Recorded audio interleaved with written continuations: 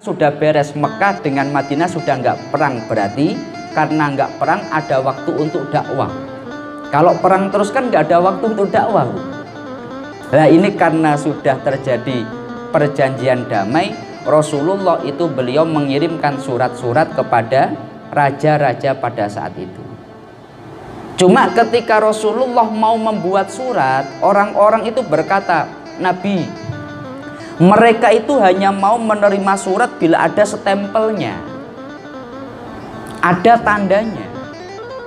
Kalau cuma ajakan masuk Islam dari siapa? Dari Muhammad. Muhammad itu siapa? Nggak punya stempel, legalitas, ya nggak akan dipercaya.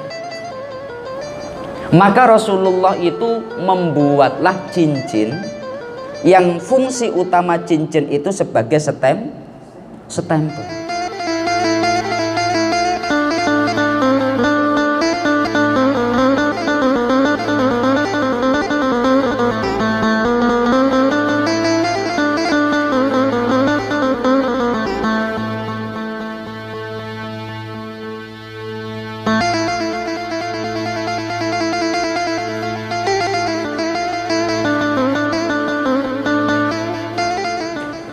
Assalamualaikum warahmatullahi wabarakatuh.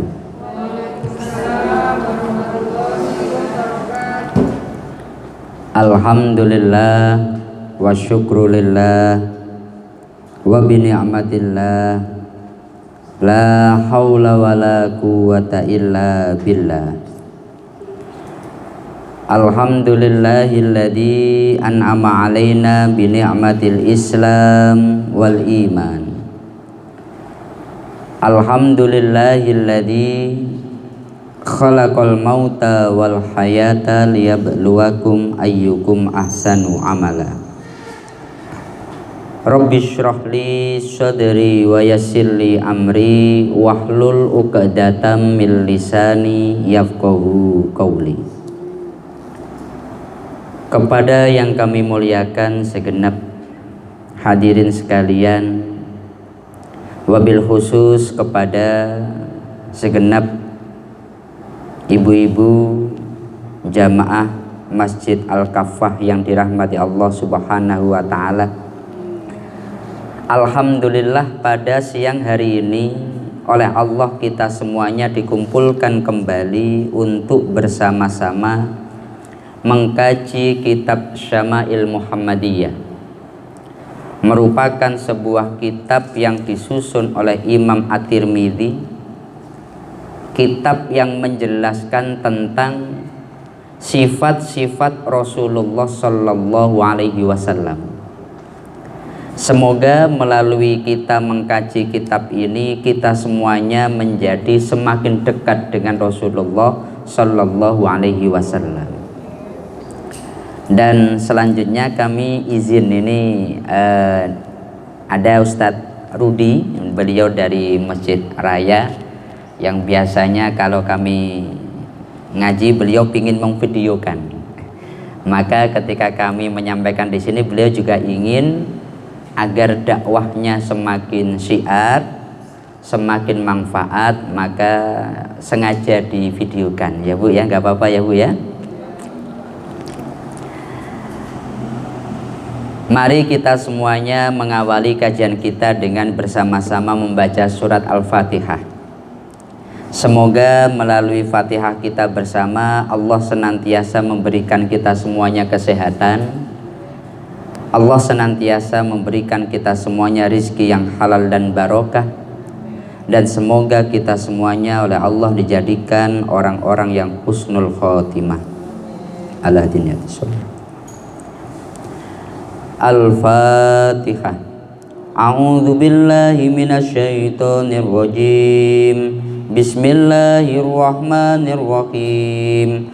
Alhamdulillahi rabbil alamin. Ar-Rahmanir-Rahim. Maliki yaumiddin. Iyyaka na'budu wa iyyaka nasta'in. Ihdinas siratal mustaqim. Siratal ladzina an'amta 'alaihim ghairil maghdubi 'alaihim waladdallin.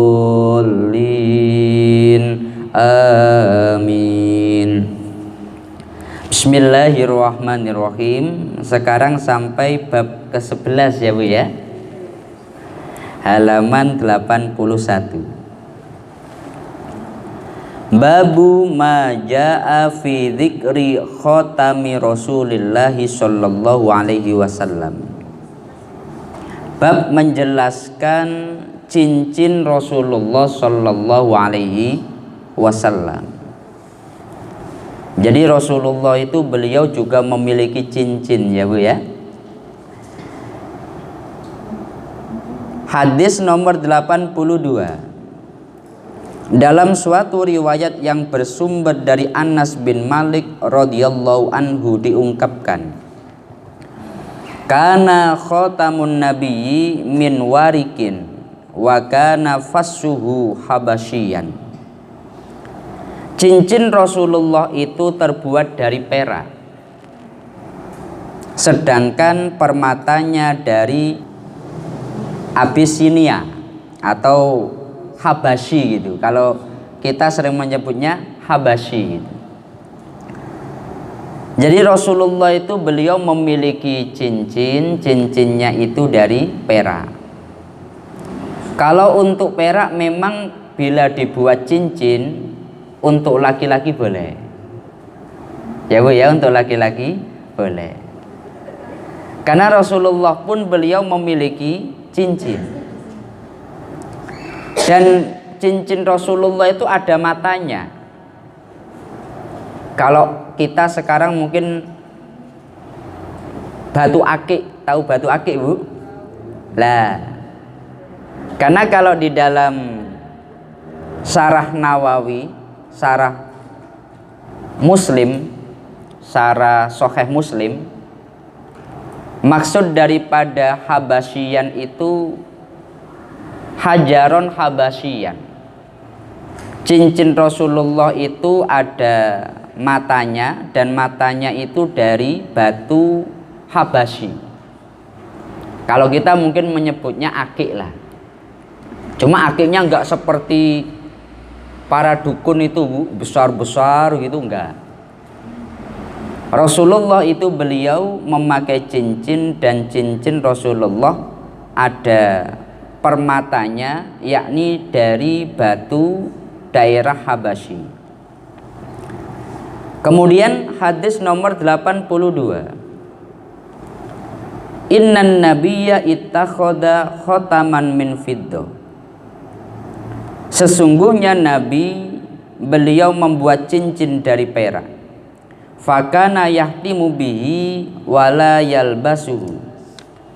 Dan Nabi Muhammad itu beliau mencap suratnya dengan cincin tersebut, dan beliau tidak memakainya. Jadi Nabi Muhammad itu cincin yang digunakan Nabi itu sebetulnya tidak serta-merta sebuah perhiasan, tidak. Tapi fungsi utamanya sebagai stempel. Ya Bu ya, sebagai stempel. Makanya Rasulullah ini beliau ya sesekali memakai, sesekali tidak, enggak terus dipakai terus. Dalam hadis ini Nabi tidak memakainya, tapi maksudnya Nabi jarang memakainya. Karena fungsi cincin Nabi itu yang paling utama sebagai stempel.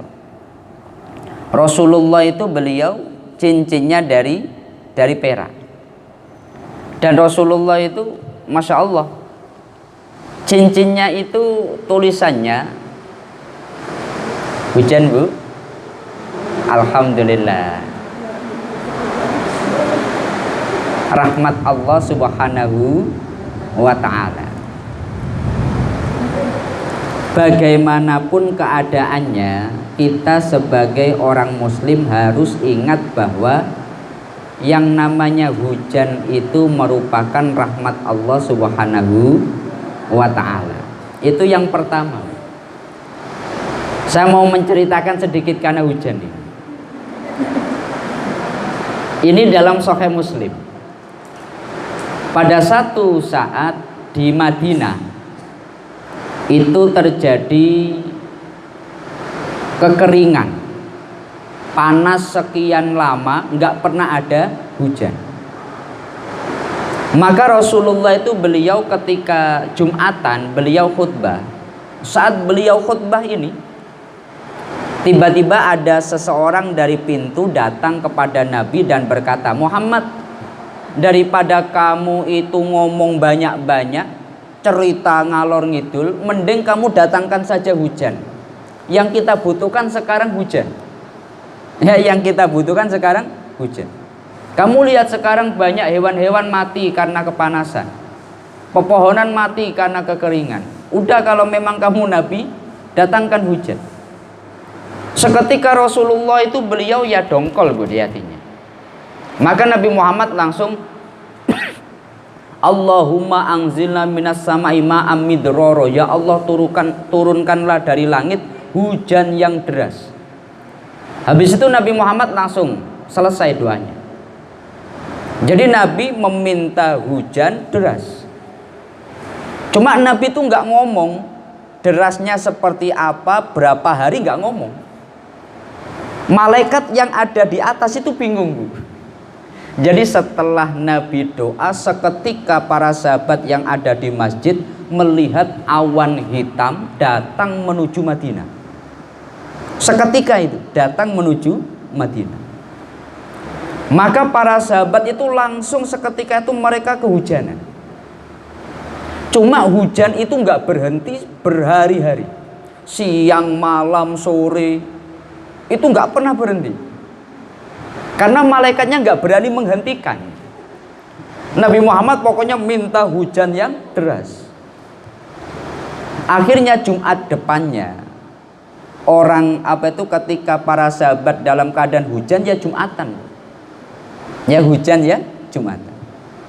Nah, ketika Rasulullah khutbah, orang itu datang lagi.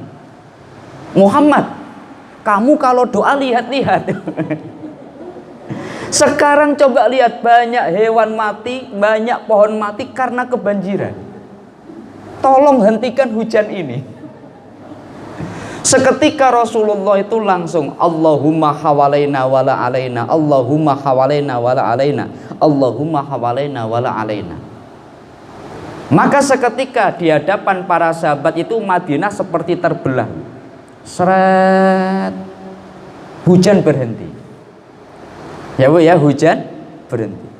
Oleh itu Rasulullah Shallallahu Alaihi Wasallam sekali doa langsung, malaikat pun nggak berani menghentikan. Tapi imbasnya tadi hampir dalam 7 hari, siang, malam, sore, semua itu ada hujannya.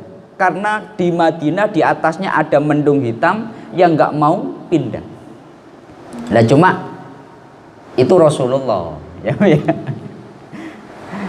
Makanya guru kami mengajarkan, umpama ada hujan deras, kemudian kita ya sunahnya Allahumma hawalaina wala alaina bila kita tidak menginginkan itu.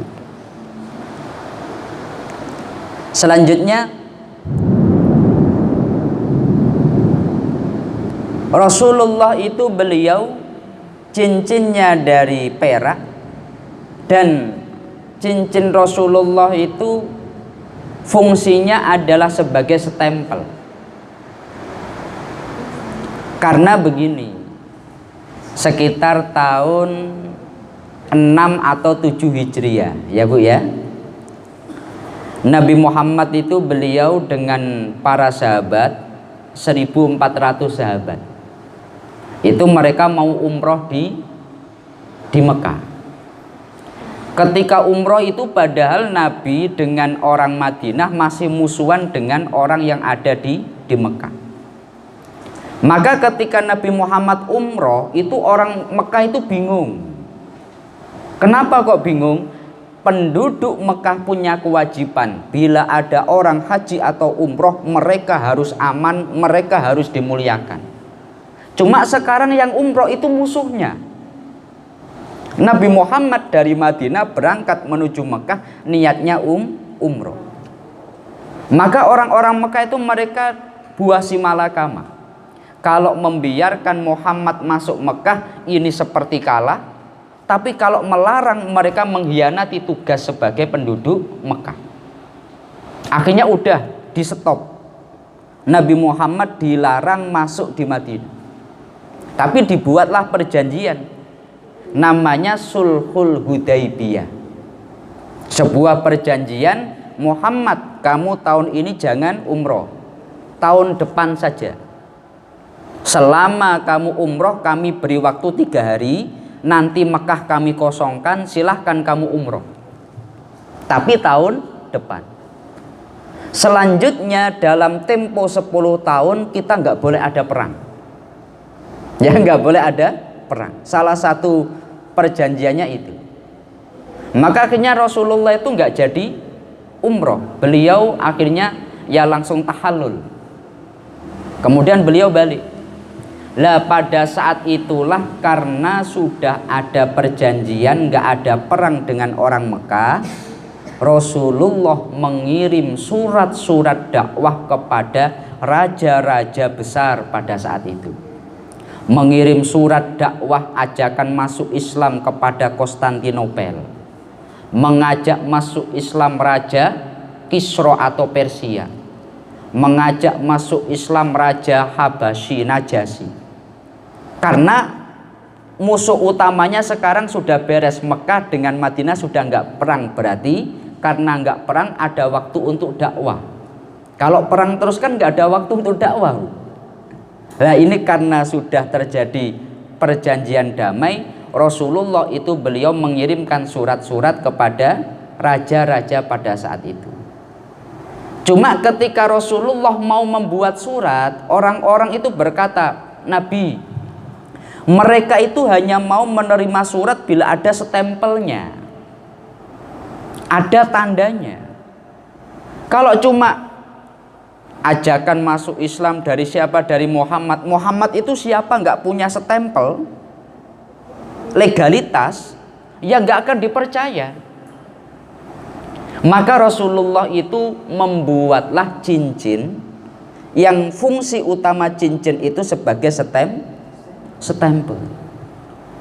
Dan cincin Nabi itu jadi matanya itu berada, kalau orang biasanya di sini ya Bu ya, tampak sini.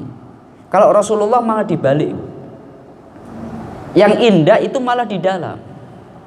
Wah, kalau ibu-ibu enggak. Punya cincin baru, wah ini ke toko itu gini, ngambilnya gini ya Bu ya.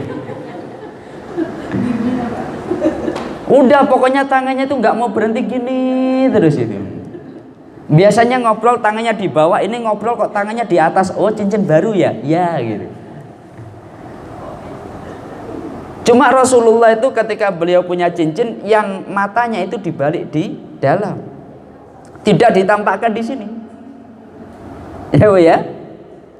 Wah apalagi kalau umpamanya sudah ada cincin, ada gelang. Itu kalau belum cering-cering, wah.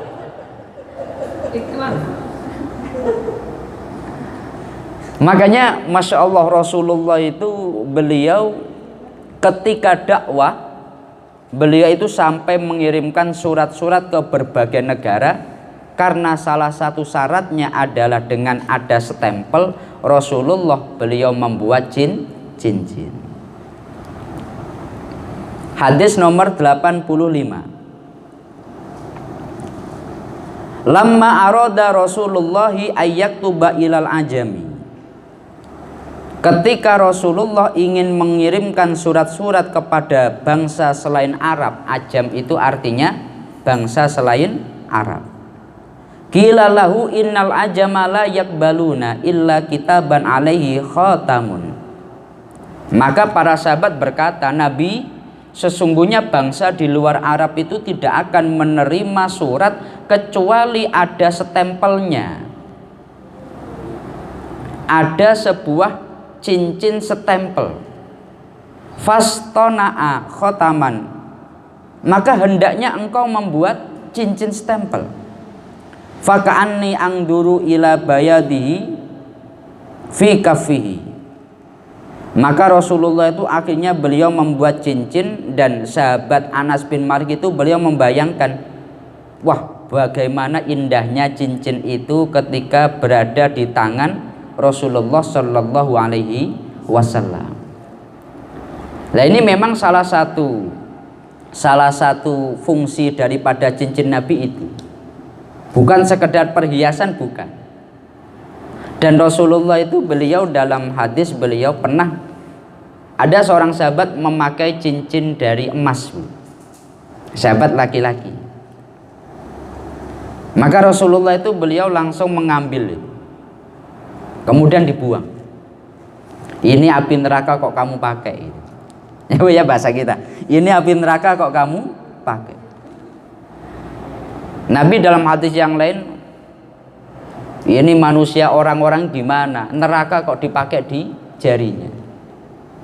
Maka sahabat tadi setelah Nabi pergi oleh sahabat yang lain, cincin kamu ambil, emas itu kan mahal, ambil.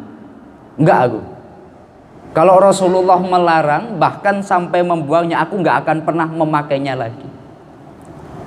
Makanya di dalam Islam, laki-laki itu tidak diperkenankan memakai perhiasan emas. Itu enggak boleh. Karena Nabi menegaskan bahwasanya hurrima libasul hariri wadzabi ala dzukuri ummati wa ukhilla li inasihim. Kalau untuk laki-laki enggak boleh memakai pakaian sutra dan enggak boleh memakai yang dari emas. Tapi itu dihalalkan bagi perempuan. Ya Bu ya, bagi perempuan. Kalau perempuan nggak masalah selama dia memakainya dengan wajar, tidak israf, tidak melebihi batas. Umpamanya kalungnya itu seberat 3 kilogram. Ada itu Bu ya, orang yang pingin menampakkan itu kulitnya sampai nggak tampak Bu. Sini semua emas. Kalau seperti itu sudah israf, melebihi batas. Tapi sekadar bila dia ingin memakai perhiasan, secara hukum itu diperbolehkan. Cuma ini tidak diperkenankan bagi laki-laki. Makanya mohon maaf, sekarang itu banyak orang ketika atas nama pertunangan, ya Bu ya, maka tukar cincin. Tapi sayangnya cincinnya dari emas. Untuk yang perempuan nggak masalah. Tapi kalau untuk yang laki-laki itu bermasalah. Untuk perak itu bolehnya ketika dibuat cincin. Karena Rasulullah beliau memakai cincin yang dari perak. Nah sekarang kadang laki-laki pakai emas. Kalau dalam beberapa kitab fikih alasannya adalah karena emas itu memiliki sisi unwasah, ada feminim. Dikhawatirkan laki-laki kalau dia memakai emas nanti dia jadi gagah gemulai, karena ada sisi feminim yang terus melekat pada dia. Umpamanya laki-laki, sininya ada emasnya, kemudian di hidung ada emasnya, udah tinggal pakai kerudung cantik itu. Maka ini perkara yang untuk laki-laki haram, cuma untuk perempuan itu boleh. Jelas ya Bu ya? Kemudian Rasulullah itu dalam hadis ini ketika beliau menghendaki untuk mengirimkan surat ajakan masuk Islam kepada Ajam, negara-negara atau daerah-daerah di luar Arab, maka para sahabat berkata Nabi harus ada stempelnya. Kalau nggak ada stempelnya mereka tidak akan terima. Ya udah, kita buatkan stempel. Maka dibuatkanlah cincin yang fungsinya sebagai stempel Rasulullah Shallallahu Alaihi Wasallam. Hadis nomor 86. Dalam sebuah riwayat yang bersumber dari Anas bin Malik radhiyallahu anhu dikemukakan, kana naksu khatami Rasulillahi Muhammadun satrun wa rasulu satrun wallahi satrun. Ukiran yang tertera di cincin Rasulullah adalah Muhammad satu baris, Rasul satu baris, Allah satu baris. Jadi cincin Nabi itu ukirannya aneh, Bu. Orang itu biasanya kalau dia membuat tulisan dengan media yang sempit, pasti dari atas ke bawah. Ya, Bu ya, dari atas ke bawah. Umpamanya dia namanya Susilo Bambang, umpamanya seperti panjang umpamanya. Pasti itu atas Susilo Bambang, bawahnya Yudhoyono. Umpamanya seperti itu nama presiden kita. Tapi kalau cincin Nabi enggak. Cincin Nabi itu Muhammad baris paling bawah, Rasul tengah, Allah atas. Muhammad Rasulullah dibalik, Bu. Yang paling akhir itu ditaruh di atas. Kenapa? Karena itu kalimat Allah Subhanahu wa ta'ala. Mungkin kalau namanya Paijo pasti di bawah, Bu. Karena Muhammad Rasulullah, maka ini tulisannya Muhammad paling bawah, Rasul tengah, Allah atas. Kalau orang nggak ngerti, bacanya kebalik, Allah Rasul Muhammad, karena dari atas ke bawah. Tapi kalau cincin Nabi tidak, Muhammad Rasulullah.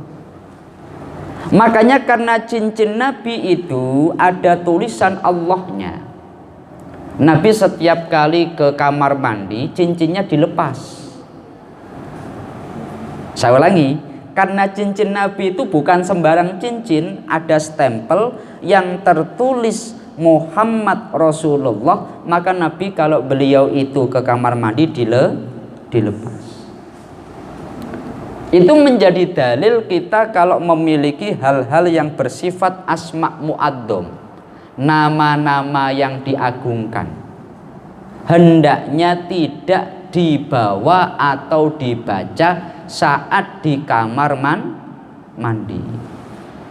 Contohnya, ada orang dia seneng baca Yasin. Yasinnya jangan dibawa di kamar mandi. Ada orang seneng Yasin, jangan kemudian melafadzkan Yasin di kamar mandi. Kenapa? Karena itu tidak diperkenankan. Ada namanya itu keharaman karena area, Bu.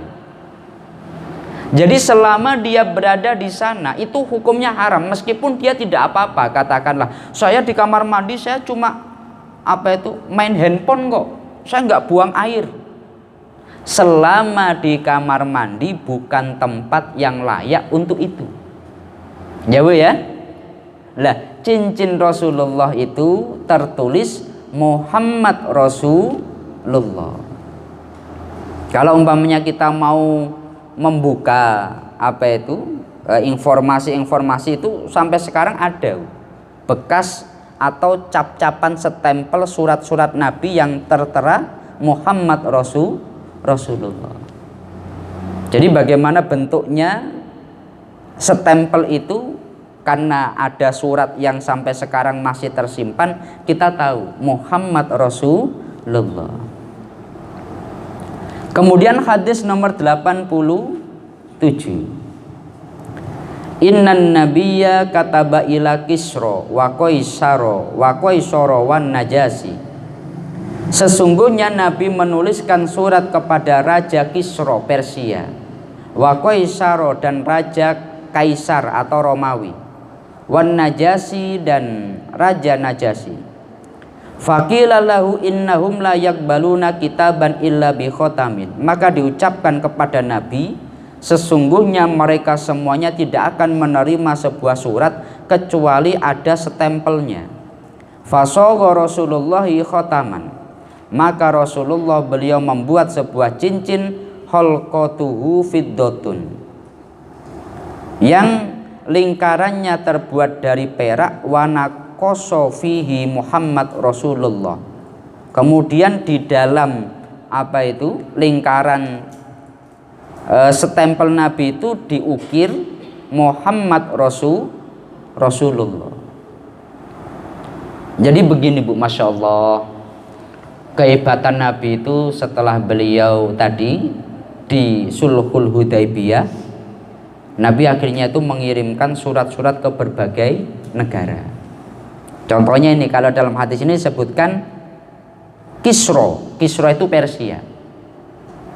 Qaisaro itu kaisar, artinya Romawi. Kalau sekarang mungkin Palestina, ya Bu ya. Dulu itu Romawi Timur. Kemudian Najasyi. Kisro ini Persia. Ketika menerima surat dari Rasulullah, dia melecehkan, karena dia itu penyembah api. Orang Persia itu agamanya Zoroaster, Majusi, penyembah api, nggak mengenal Nabi. Maka ketika datang surat dari Muhammad Rasulullah, suratnya disobek-sobek, dilecehkan. Ketika Rasulullah mengerti atau tahu bahwa suratnya dilecehkan, bahkan Nabi direndahkan, Nabi langsung doa, ya Allah, hancurkan kerajaan Kisro. Ya Bu ya, hancurkan kerajaan Kisro. Itu setelah mensobek-sobek, Kisro ini kemudian dia nggak terima, dia masih mengutus gubernurnya, kirimkan orang paling kuat untuk menemui Muhammad. Dia menemui Muhammad.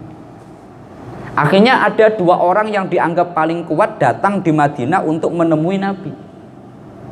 Lah ketika orangnya datang menemui Nabi, Nabi sudah berkata, "Loh, kamu kok kesini? Padahal Allah sudah menghancurkan rajamu." Kaget dia. Apa betul? Oh iya, semalam Allah itu mematikan raja. Padahal Nabi nggak pernah datang di sana, Bu. Tapi pada saat malam itu di Kisro ini terjadi kudeta. Anaknya sendiri karena nggak sabar pingin jadi raja, Raja Kisro yang merendahkan dan melecehkan Nabi itu dibunuh. Dengan bapaknya mati, dia jadi raja. Akhirnya mati dengan cara seperti itu. Tapi berbeda dengan itu adalah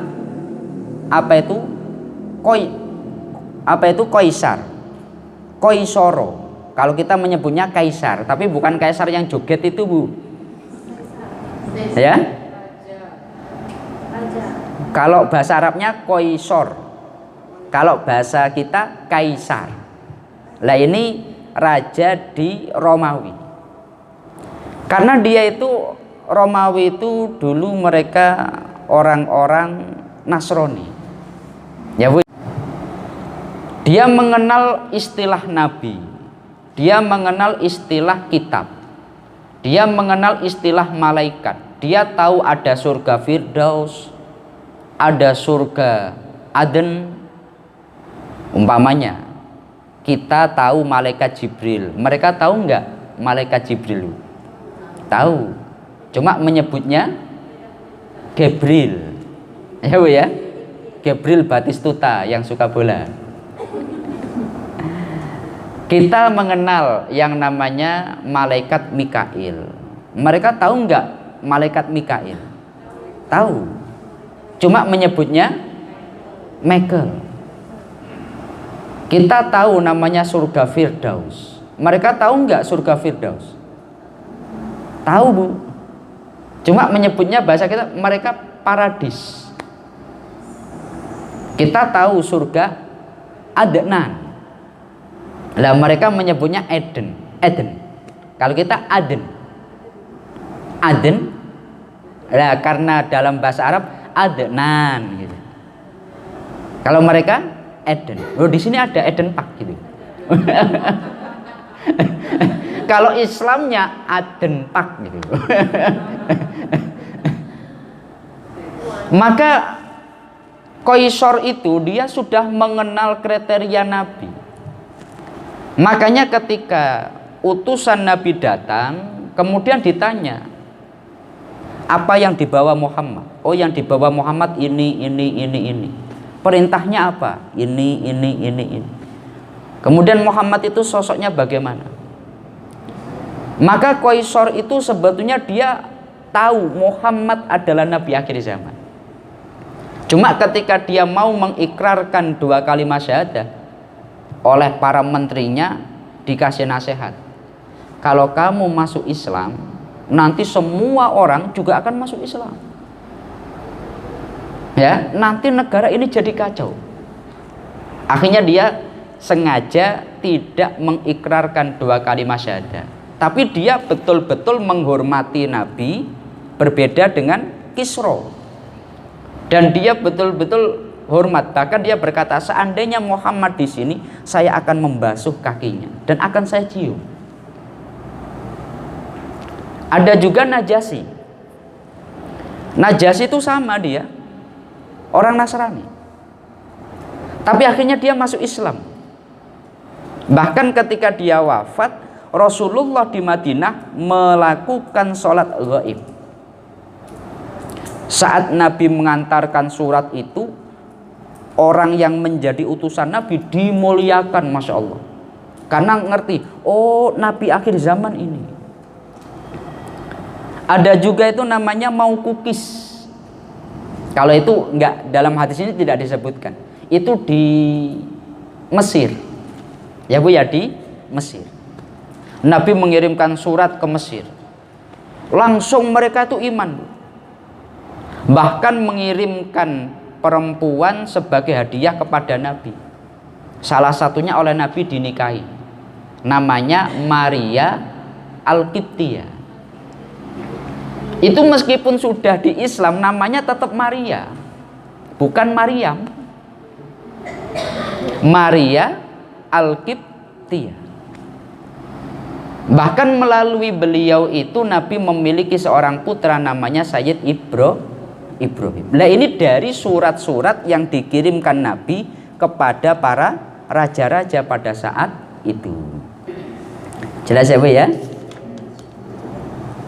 Selanjutnya hadis nomor 88. Anas radhiyallahu anhu mengungkapkan, innan nabiyya kana idza dakhala al-khala'a naza'a khatamahu.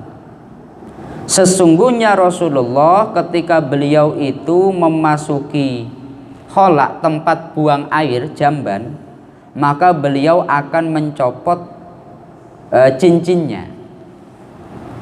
Nah ini makanya memang itu hukumnya wajib. Ya satu perkara sekarang begini Bu, kadang orang nada dering itu Bu, nada dering. Kadang karena dia senang dengan Al-Quran, nada deringnya itu Al-Quran, tapi ya Yasin gitu. Tapi ketika dia di WC, ditelepon temannya, wah ini Yasin wal Quran, waduh. Di tempat buang air itu akhirnya terlafatkanlah Al-Quran. Atau mohon maaf, handphone di bagian depan ada tulisan Al-Qur'annya. Nah, ketika umpamanya di handphone dia dibuka, waduh Quran gitu. Makanya kita harus hati-hati. Rasulullah itu mencintai cincinnya karena ada tulisan Muhammad Rasulullah, tapi beliau tidak membawanya. Katakanlah seseorang dia mencintai Quran, ya memang harus wajib bagi kita mencintai kalamullah. Kalau dalam Sulam Taufik, hati kita wajib untuk mencintai Allah dan mencintai kalamnya. Tetapi bukan berarti kemudian itu sampai menyebabkan Al-Qur'annya nanti dibawa di tempat yang tidak layak, ya Bu ya. Atau mohon maaf, pakaiannya ada tulisan Muhammad Rasulullah, atau la ilaha illallah dibawa ke WC, itu nggak boleh itu Bu. Saya ulangi lagi ya, mohon maaf, ada peci atau ada topi tulisan Muhammad atau la ilaha illallah kok dibawa ke WC, itu nggak boleh. Kenapa? Karena Rasulullah ada tulisan Allah, ini asma mu'adzam, maka ini diletakkan dulu baru masuk ke WC. Jelas ya Bu ya? Bagian daripada kita memuliakan asma mu'adzam. Umpamanya ada topi tulisannya la ilaha illallah. Itu kalau mau ke WC diletakkan dulu baru dia masuk. Jelas ya Bu ya? Kadang orang saking senengnya, kadang malah menyebabkan dia tidak memakai akhlak yang baik. Contohnya, ada orang itu saking senengnya ditato Allah Bu. Repot ini nanti. Repot ini. Saking senengnya ditato Allah. Ini kalau dia katakanlah nanti buang air gimana? Masa ditutupi gini saja? Wong nempel kok. Makanya hal seperti ini kita dalam mencintai ataupun dalam melakukan sesuatu hendaknya kita memperhatikan aturan hukumnya. Jelas ya Bu ya? Rasulullah beliau setiap kali ke kamar mandi cincinnya dilepas. Kenapa? Karena ada tulisan Muhammad Rasulullah, ada kata Allahnya itu. Jelas ya Bu ya? Hadis nomor 89. Ittakhadha Rasulullahi khataman min warikin. Rasulullah beliau membuat cincin dari perak, fakana fi yadihi. Maka cincin itu berada di tangan Nabi.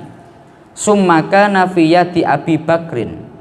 Kemudian di tangan Abu Bakar, wayati Umar, dan di tangan sahabat Umar. Summaka nafiyati Utsmana, kemudian ketika di tangan sahabat Utsman, hatta waqa'a fi bi'ri arisin naksuhu. Maka saat di tangan Utsman bin Affan itu cincin tadi waqa'a fi bi'ri arisin, jatuh di sumur Aris. Ya Bu ya, jatuh di sumur Aris. Naksuhu Muhammad Rasulullah, yang ukiran dari cincin itu adalah tulisan Muhammad Rasulullah. Cuma cincin itu sekarang nggak ada. Kalau bekas stempelnya itu ada. Surat-surat yang dikirimkan Nabi itu ada beberapa yang sampai sekarang masih tersimpan. Cuma untuk cincinnya ini enggak ada. Setelah Rasulullah wafat, cincin tadi itu yang memegang Abu Bakar, karena Abu Bakar sebagai khalifah. Ketika Abu Bakar wafat, dipindah di tangan Umar bin Khattab. Ketika Umar bin Khattab wafat, pindah ke Utsman bin Affan. Lah ketika di tangan Utsman bin Affan itu jatuh di sumur Bu. Itu sampai berhari-hari, sampai dikeringkan, sampai dicari oleh orang banyak, di sumur itu nggak ditemukan cincinnya tadi. Ya Bu ya? Utsman itu betul-betul dia kehilangan Bu. Ada beberapa riwayat itu Utsman karena main-main cincinnya tadi. Ya, main-main cincinnya. Wah, jatuh gitu. Maka sumurnya itu dikeringkan. Dikeringkan nggak ada, dicari berhari-hari nggak ketemu.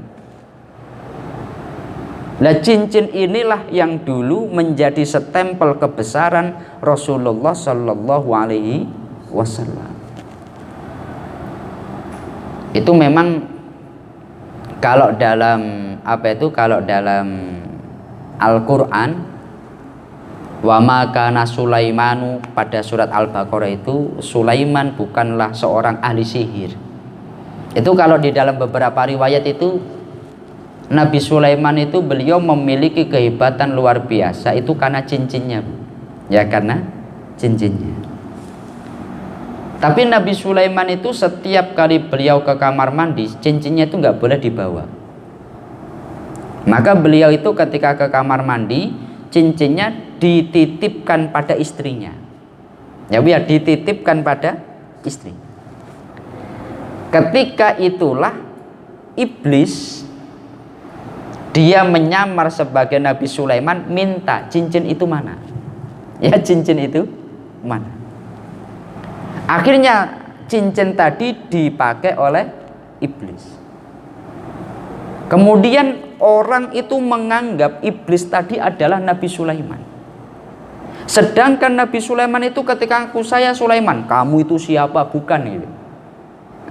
Lah pada saat itulah iblis itu mengumpulkan semua ilmu sihir diletakkan di singgasana Nabi Sulaiman.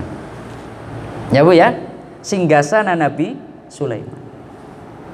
Kemudian Nabi Sulaiman itu doa, ya Allah, ini bagaimana ini, semua orang kok tidak mengenal aku adalah Sulaiman. Sekarang yang mengatur semua kekuasaan ini bukan aku. Setelah sekitar 40 hari, akhirnya Allah mengembalikan kekuasaan Nabi Sulaiman. Dikembalikan lagi cincinnya. Akhirnya Nabi Sulaiman itu menghukum iblis tadi. Tapi kemudian setelah Nabi Sulaiman wafat, ya, setelah Nabi Sulaiman wafat, maka iblis itu berkata kepada orang-orang, Sulaiman dia bisa melakukan perjalanan naik angin, bisa ngomong dengan hewan, pasukannya jin, manusia, dan semua hewan. Itu karena dia punya sihir. Salah satu sihirnya itu adalah buku-buku atau apa yang dilakukan Sulaiman tercatat di bawah singgasananya. Ya, di bawah singgasananya. Maka akhirnya setelah Nabi Sulaiman wafat, orang menganggap Nabi Sulaiman bukan Nabi. Saya sampai pernah membaca satu artikel rada panjang.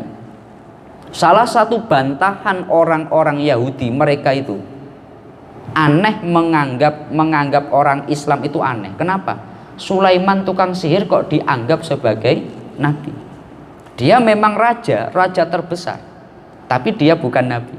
Lah, Al-Quran menjelaskan bahwa Nabi Sulaiman itu seorang nabi yang melakukan sihir sebetulnya adalah bukan Nabi Sulaiman tapi setan. Ya Bu ya.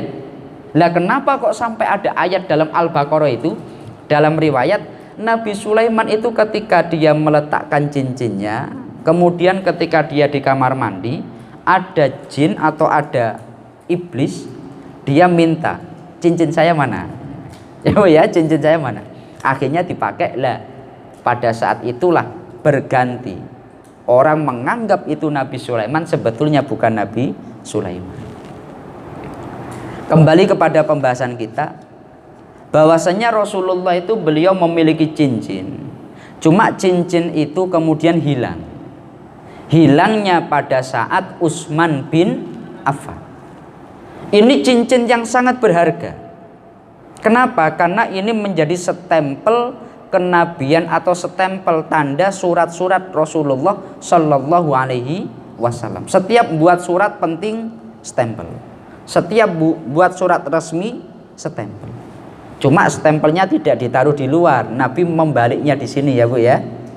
Yang matanya di dalam. Lah kalau kita seringkali kan matanya di sini. Ada 4 jari, semua ada cincinnya. Matanya besar-besar Bu. Itu belum yang kiri umpamanya. Tapi Rasulullah beliau cincinnya dibalik di sini. Nah ini mungkin pembahasan kita pada kesempatan siang hari ini. Selanjutnya dari para jamaah, mungkin ada yang ingin ditanyakan, kami persilahkan. Iya. Sekarang ini kan apa namanya, cincin emas itu kan ada 2, yang gold sama yang putih. Iya. Kalau punya yang putih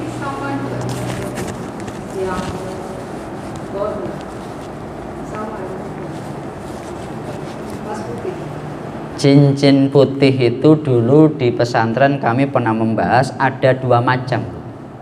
Emas putih itu ada 2 macam.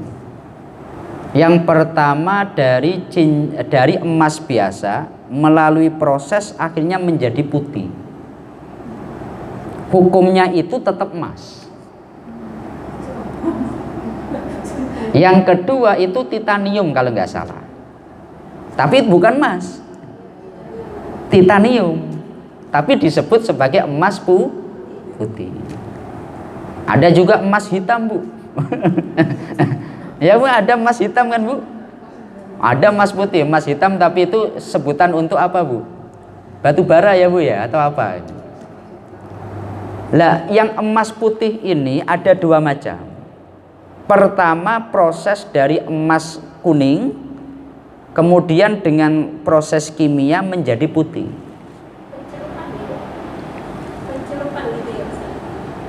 Kalau prosesnya bagaimana kami kurang mengerti. Detail prosesnya bagaimana kami kurang mengerti. Cuma asal daripada emas putih itu dari emas yang biasa kita kenal. Secara hukum ini disebut emas, sama. Yang kedua itu bukan dari emas, karena bahannya dari titanium. Kalau orang memakai yang diharamkan itu cuma emas dan perak, ya, Bu ya. Katakanlah selain cincin untuk laki-laki, umpamanya dia memakai cincin dari intan, itu nggak haram. Saya ulangi, nggak haram itu. Yang haram itu emas dan perak. Lah ini tetapi kalau yang emas putih dari titanium itu bukan emas. Meskipun harganya lebih mahal, itu nggak diharamkan. Jelas ya, Bu ya? Seperti itu. Laki-laki boleh pakai. Tapi yang bukan dari aslinya emas kuning. Ya, yang titanium, karena itu aslinya bahannya bukan dari emas. Jelas ya, Bu ya? Seperti itu. Oh, tadi emas dan perak, Ustaz. Gimana? Laki-laki nggak boleh emas dan perak. Laki-laki nggak boleh emas, perak itu bolehnya hanya untuk cincin. Kalau umpamanya buat kalung, ya sama. Buat giwang, buat gini gelang. Lah kalau untuk cincin, karena memang Rasulullah beliau memakai cincin dari perak. Lah yang boleh cuma ini aja. Makanya akik dari perak nggak masalah. Tapi kalau sudah dibuat kalung dari perak dengan batu akik yang besar, wah. Jelas ya? Seperti itu. Wallahu a'lam. Mungkin ada yang tanya lagi, Bu? Silahkan. Salah satu masjid di Nagoya itu saya pernah melihat speakernya itu di dalam toilet tuh ada. Jadi suara azan pun di dalam toilet ada, suara komat dalam toilet tuh ada. Pernah saya tanya ke petugas setempat di situ, saya tanya, kok dalam toilet dikasih speaker ya? Jadi azan itu jelas karena ada speakernya. Jadi kata beliau itu supaya orang-orang dimanapun lagi bersantai bersegeralah menuju mau sholat jamaah, ngomongnya kayak gitu. Jadi kalau kayak gitu boleh nggak, Ustaz? Jadi kalau itu hanya sebatas wasail, Bu. Jadi sebatas wasilah, perantara saja. Saya teriak di sini, Ibu di kamar mandi dengar. Tapi saya teriaknya di sini. Tapi karena katakanlah lorongnya lurus, maka dari sana dengar. Ya secara hukum nggak sampai dosa. Tapi kalau teriak-teriak adzan di kamar mandi, lah itu baru haram. Lah itu yang sampai hanya suaranya. Jadi kalau dia itu di kamar mandi mengucapkan, maka itu hukumnya haram. Selama di sana dia tidak boleh. Tapi kalau dia mendengarkan, kita disunahkan untuk menjawab. Jawabnya di dalam hati saja. Katakanlah Allahu Akbar, Allahu Akbar. Kita di dalam hati, karena kita masih dalam keadaan nggak boleh, maka Allahu Akbar, Allahu Akbar. Jelas ya Bu ya? Seperti itu. Oh silahkan. Kadang-kadang kita itu misalnya di mana saja mimpi terjatuh, ya Allah kan gitu kan. Iya. Suatu saat mungkin di kamar mandi itu mungkin terlicin karena terbiasa dengan mengucapkan ya Allah gitu, itu gimana jadi? Jadi Refleks. refleks. Itu malah harus bersyukur Bu. Ya bersyukur. Tapi ini kan nggak sengaja. Tidak sengaja. Dia refleksnya itu ya Allah. Ada orang yang refleksnya itu tape.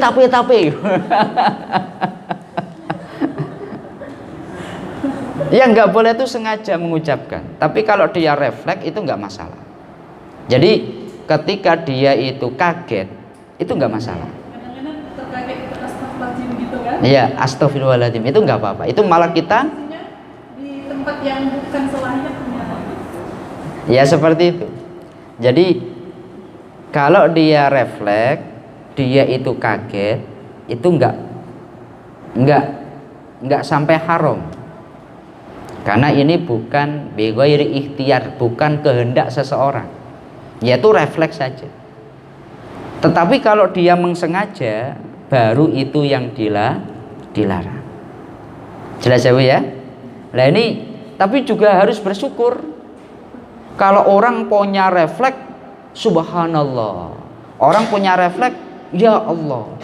Karena dia orang yang membiasakan zikir berarti. Refleks itu dari kebiasaan. Satu perkara yang diulang, akhirnya jadi kebiasaan, akhirnya masuk bawah alam sadar jadi refleks.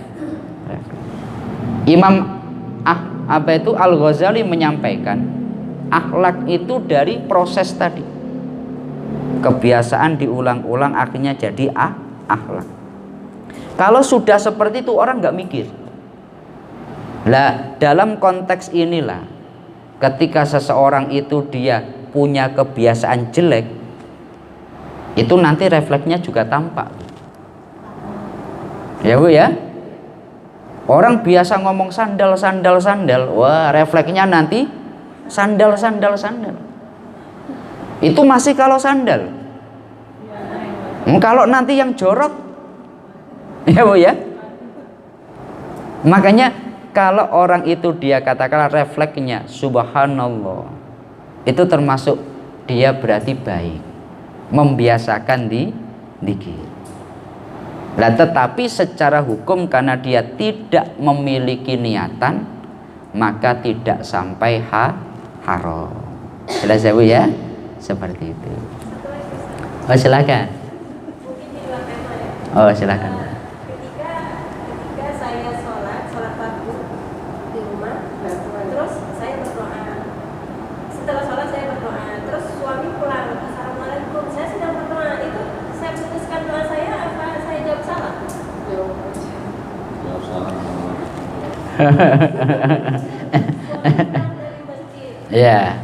Jamaah seperti saya di rumah. Ketika suami pulang, assalamualaikum, saya tengah berdoa. Sholat fardu saya itu bagaimana? Mana dulu yang saya harus? Suaminya ngerti nggak ibu berdoa? Ngerti, tapi yang begitu pas masuk kok nggak ada jawab, pas melihat saya sedang berdoa gitu. Bagi saya hukumnya apa saya jawab suami apa langsung doa aja. Jadi salam ada beberapa klasifikasi hukum. Menjawab salam juga ada beberapa klasifikasi hukum. Kalau terkait pertanyaan tadi, yang disunahkan bagaimana? Doanya dilanjut, setelah selesai baru menjawab. Saya ulangi. Doanya dilanjut, setelah selesai datang pada suami, waalaikumsalam gitu. Waalaikumsalam. Ada orang wudhu, ya, ada orang wudhu. Salam, assalamualaikum. Hendaknya wudhunya dilanjut. Setelah selesai wudhu, waalaikumsalam. Ketika seseorang dia katakanlah membaca Al-Quran, ada orang salam, Qurannya dilanjut, setelah selesai baru menjawab salam. Lama ya?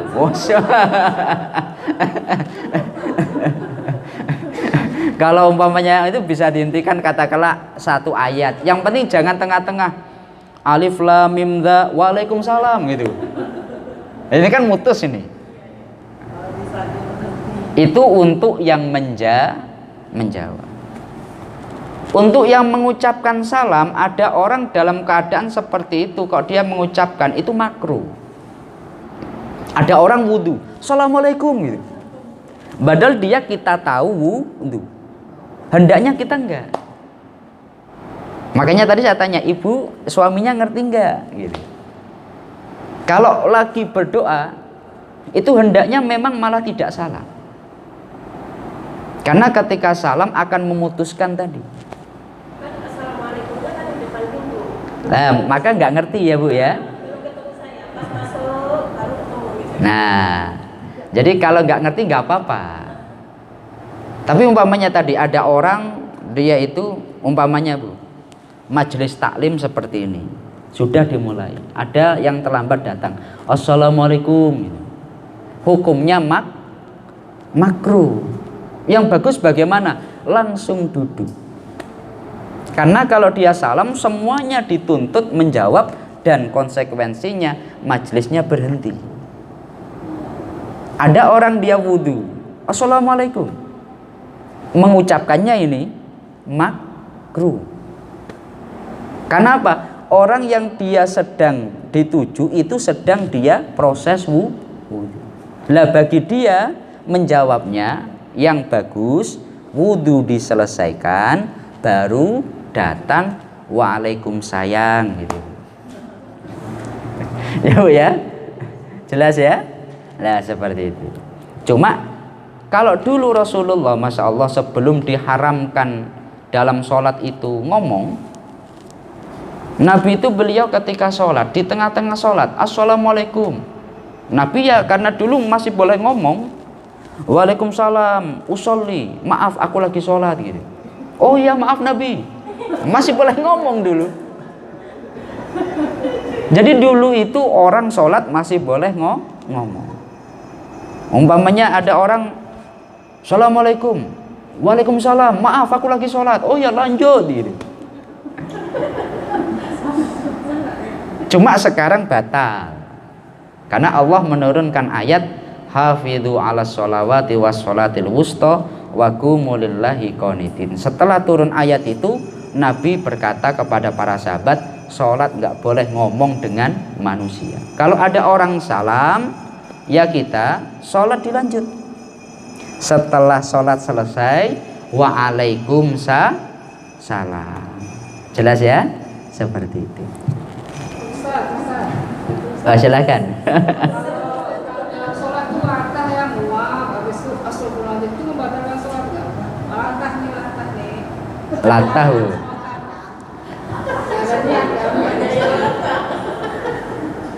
Kalau dalam sholat itu ucapan itu dilihat. Satu kalimat memahamkan batal. Dua kalimat tidak memahamkan itu batal. Tapi ini selama bukan kalimat-kalimat yang menjadi bagian bacaan sholat. Dalam sholat itu bacaannya 3. Kalau enggak Quran, zikir, doa.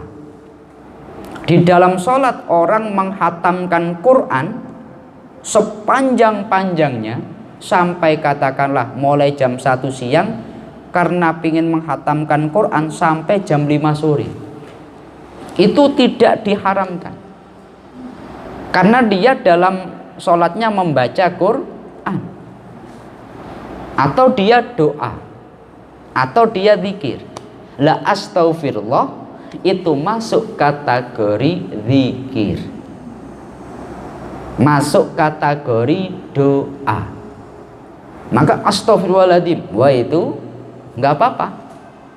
Tapi kalau amit-amit jabang bayi, batal itu. Meskipun refleks, tapi dua kalimat tidak memahamkan, tapi itu di luar bacaan sholat. Tapi kalau subhanallah itu tidak batal. Jelas ya Bu ya? Seperti itu. Silakan Bu.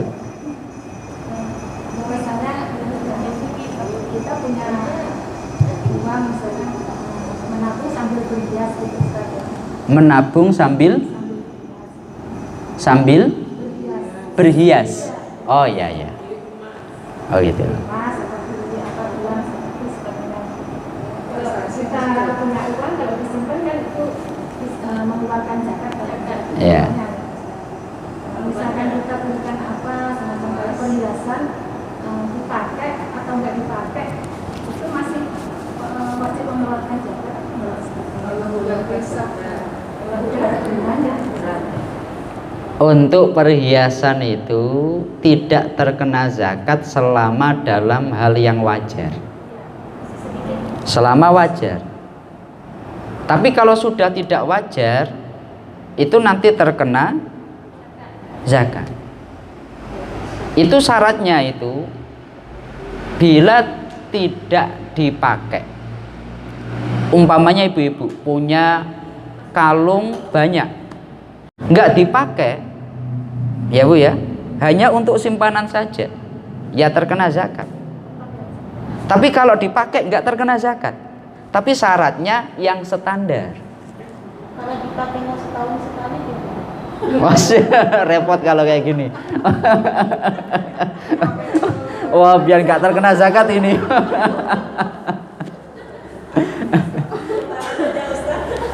Jadi standarnya pokoknya itu, bila dia itu memakai itu nggak terkena zakat selama standar, ya Bu ya.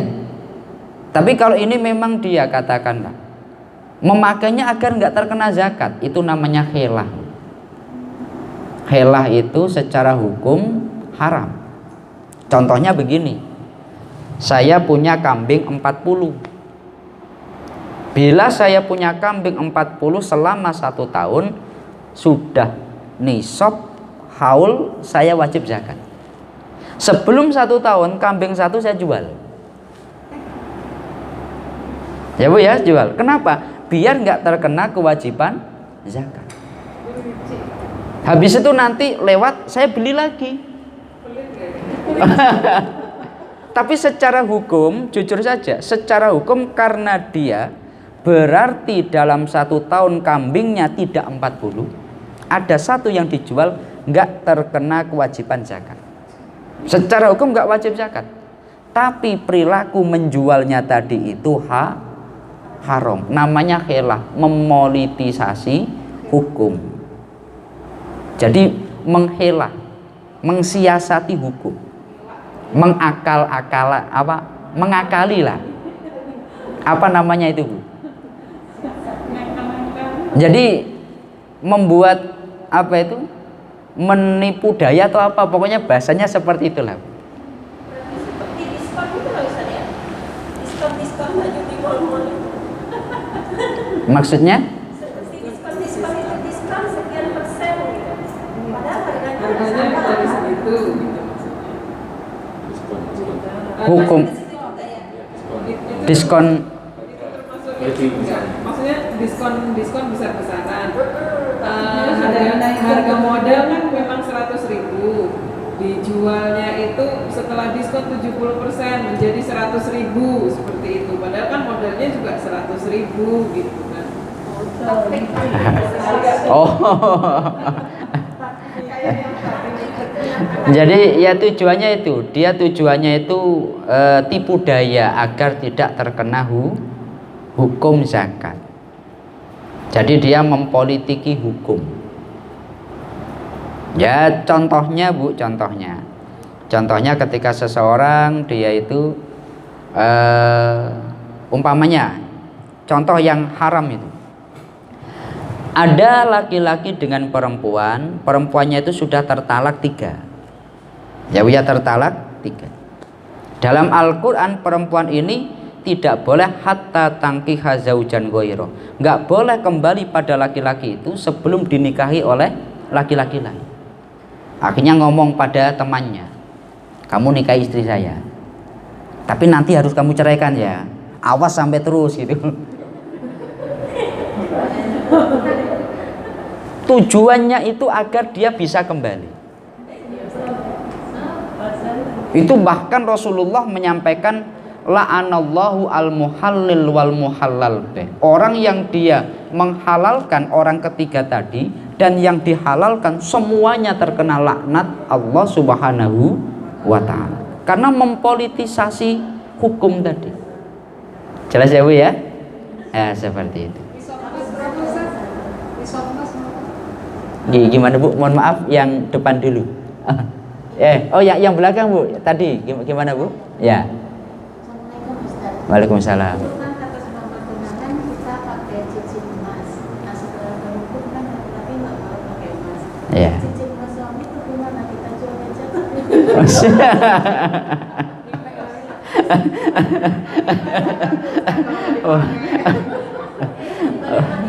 Untung ini Bu ya, asik ini.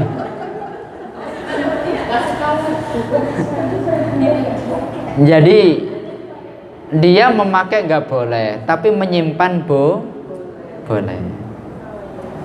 Dia memakai nggak boleh, tapi dia boleh memiliki harta simpanan. Artinya nggak harus dijual. Jadi katakanlah cincin pertunangan, lah itu sampai sekarang tetap disimpan, tidak dijual, ya memang boleh.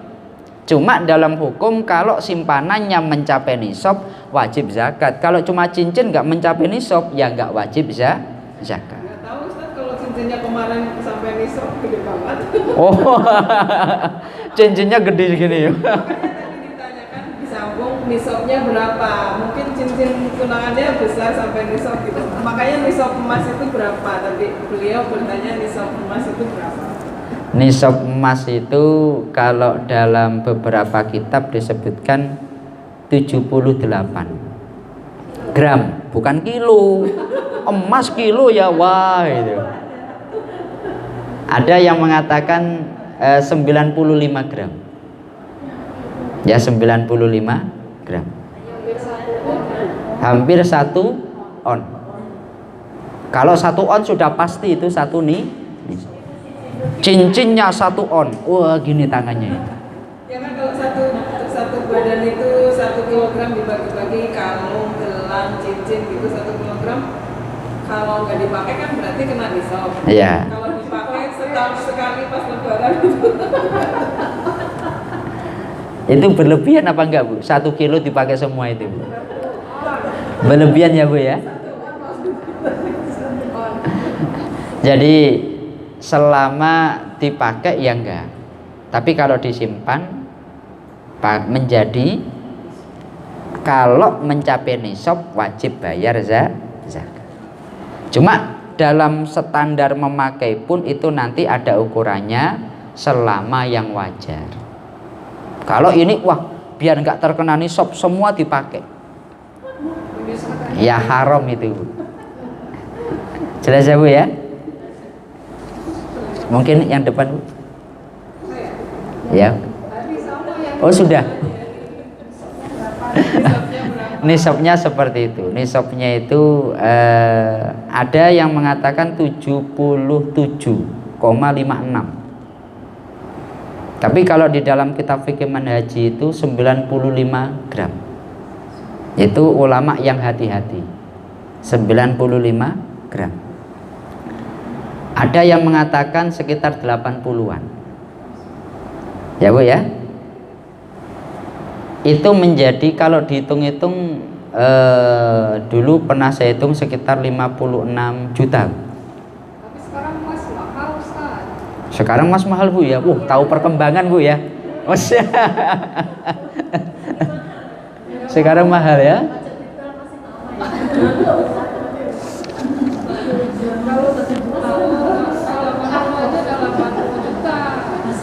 Kalau 80 juta.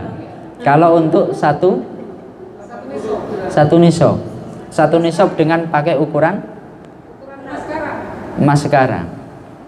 Jadi kalau 77,56 ya 78 lah. Ya 70 juta Bu ya. Kalau dulu saya pas hitung sekitar 500 3 tahun yang lalu.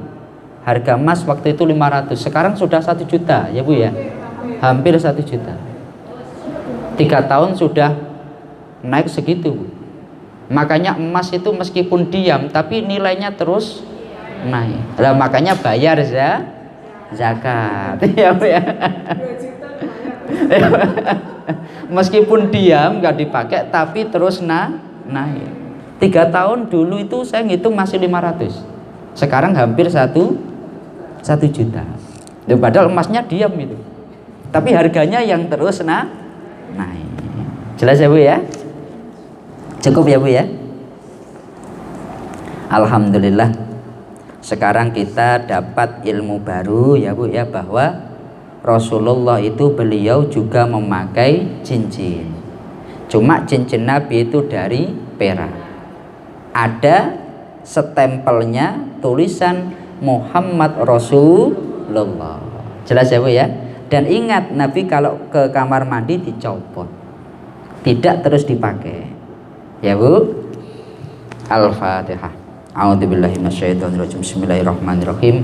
Alhamdulillahirabbil alamin arrahmanirrahim maliki yaumiddin.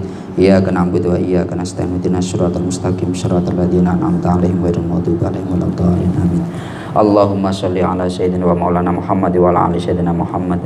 Allahumma sholli sholatan tunjina biha min jamil ahwali wal afat wa taqdilana biha jamil hajat wa tutahhiruna biha min jamil sayyiat wa tarfauna biha indaka 'ala darajat wa tuballighuna biha aqsal ghayat min jamil khairat fil hayati wa ba'dal mamat. Rabbana hab lana min ladunka dzurriyyatan thayyibah innaka sami'ud du'a. Rabbana atina fid dunya hasanah wa fil akhirati hasanah wa qina adzabannar. Wa sallallahu ala sayyidina wa maulana Muhammad wa ala alihi wa sahbihi wa baraka wa sallam. Walhamdulillahi rabbil alamin. Demikian yang bisa kami sampaikan dari awal sampai akhir. Apabila ada kurang dan lebihnya mohon maaf yang sebesar-besarnya. Akhirul qauli wallahul muwaffiq ila aqwamit thoriq. Wassalamualaikum warahmatullahi wabarakatuh. Nah,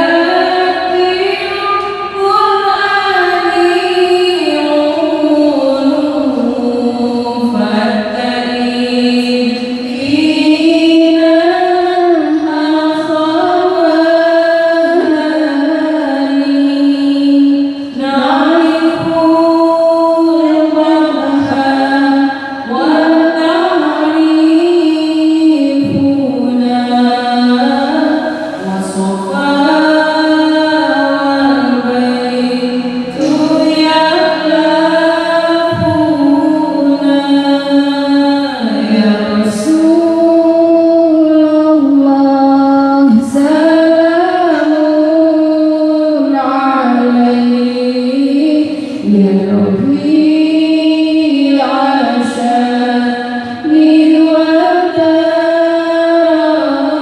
وتراجي عبدت ياتي رب